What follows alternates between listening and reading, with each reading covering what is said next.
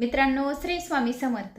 तर मित्रांनो, उद्या 6 जानेवारी अंगारिका योग चतुर्थीचा आलेला आहे। तर सर्व महिलांना उद्याची चतुर्थी आपल्या मुलांसाठी धरायची आहे आणि उद्या गणपती अथर्व शीर्ष 11 वेळा तुम्हाला श्रवण करायचं आहे।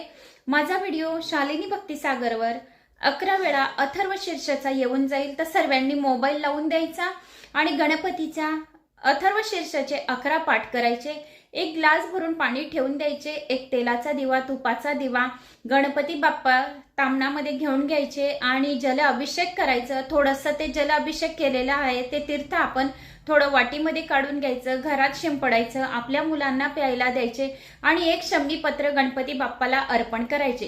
कारण की शंभीपत्राचे पुण्य खूप काही आहे। तर तुम्हाला गणेश पुराणमध्ये मी सांगितलेले आहे की शंभीपत्राचे किती महत्व आहे। जर आपण काही ऐन कामाच्या वेळेस जर आपले काम होत नाही आहे, जे तुम्ही शंभीपत्र गणपती बाप्पाला अर्पण केलेले आहे, तर ते एक शंभीपत्राचे पुण्य गणपती बाप्पाला मागायचे, आपले नाव बोलायचे, शालिनी प्रवीण लोहार गोत्र वशिष्ठ, की गणपती बाप्पा मी जे तुम्हाला शंभीचं पान वाहिलेलं होतं, तर आता माझ्या मुलांसाठी या पतीच्या कामासाठी हे पुण्य मला पाहिजे आहे। तर गणपती बाप्पा नक्की तुम्हाला ते पुण्य वापस देईल, आपलं नाव, आपलं गोत्र आणि ज्याच्यासाठी पाहिजे आहे, जसे आयुष प्रवीण लोहार माझ्या मुलासाठी पाहिजे आहे तर मुलाचं नाव घ्या, ह्या कामासाठी मला पाहिजे, विवाहासाठी पाहिजे, जमीन जागा घ्यायची, नोकरी, व्यापार, कुठल्याही कामांसाठी ते शंभीचे पुण्य तुम्हाला गणपती बाप्पा नक्की देईल, एवढी मला 100% गॅरंटी आहे। फक्त पाहिजे काय?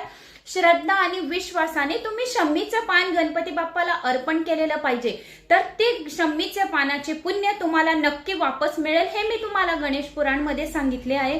तर शंभीचे पान नक्की गणपती बाप्पाला अर्पण करा। 21 दुर्वा अर्पण करा। 21 दुर्वा अर्पण करताना 21 नावांचा उल्लेख करा। 21 नाव भगवंताचे घ्या गणपती बाप्पाचे आणि एक एक दुर्वा गणपती बाप्पाला अर्पण करा। तर 21 नाव कोणते आहे?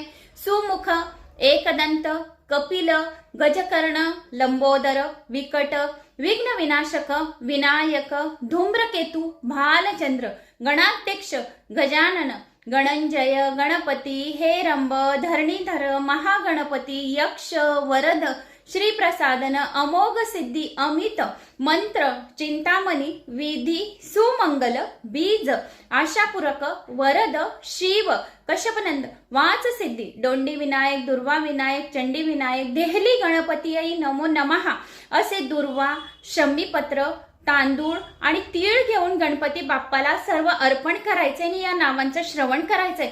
याच्याने अगणित